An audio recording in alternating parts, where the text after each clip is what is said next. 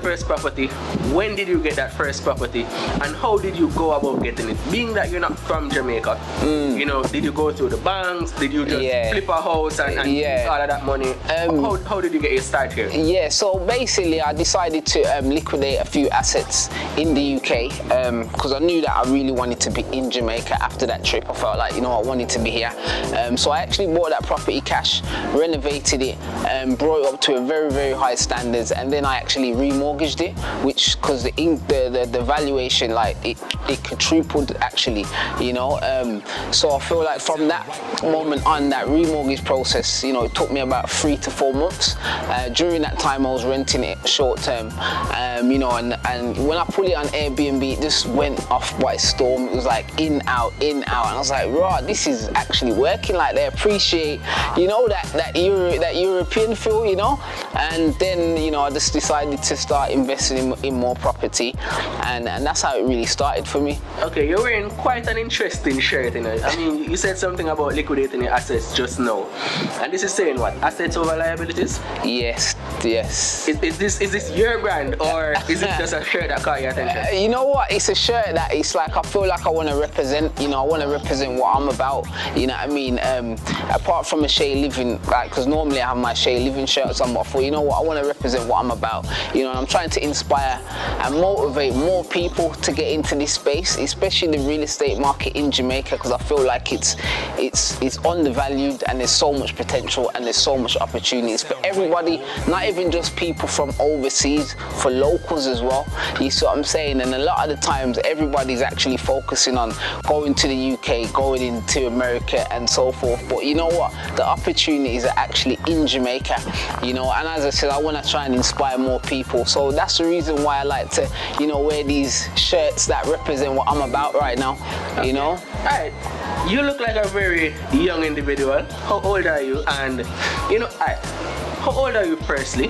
Because at your age, based on how you look, you may inspire a whole other generation that feel like real estate and these investments are just for the older folks. You know, for a person just breaking on the scene who doesn't have the ability to liquidate assets and start from scratch like you did.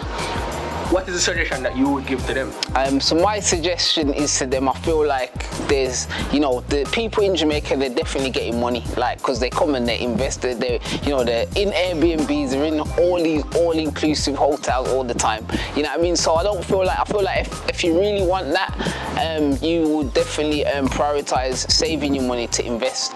And you know, before, back in the day, mortgage rates used to be very high in Jamaica, and it made it kind of more or less impossible to get properties. But right now, mortgage rates are very, very low, and the banks are lending, they're throwing money out there, you know what I mean? So I feel like if you're serious and you want to get into this space, it's definitely open for you, whether you're a local, whether you're a Jamaican, it doesn't really matter, you know? So one may say you are still at an advantage, because once people hear that accent, it's almost like the gate is already open for you, versus a person like me who is here. I have no accent, I have no asset on the ground to say, hey, lend me your money.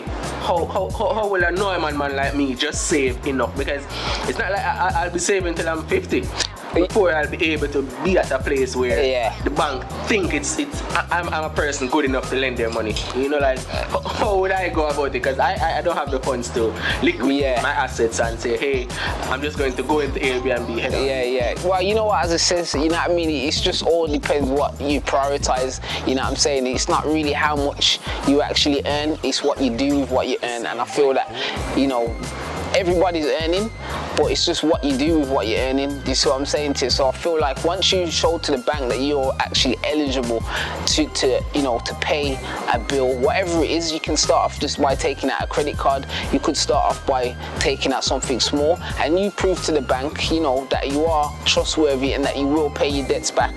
And of course, it's not going to happen overnight, but it's a process just like everything else in life. You know what I mean? For me, I don't feel like just because I'm from the UK that I've had more opportunities than than anybody else. I feel like I've just made the most of the opportunities what I had, and I kind of focused on what I really wanted, and what I really wanted was to be a real estate investor. And I just used, you know, everything what I've learned back in the UK, and I'm just trying to bring it to Jamaica, you know, to benefit my community, because, you know, Airbnb is not even just about you know, the host making the money. There's so much outlets what host benefits the community. So, you know, I tell my guests to go and support the locals, go and buy, you know, your local fruits, your local veg, you know what I mean? Like, I feel like this is the first time in history that, you know, Jamaica can actually benefit from tourism, because before, you know, even now, you know, a lot of the big massive hotels keep you on site and you can't even move nowhere, you know what I mean? And they actually promote you to stay inside, you know what I mean, because they say it's dangerous and whatnot. But, you know, as I says, the Airbnb business is definitely you know, it's there's just so much different avenues how it benefits everybody, you know.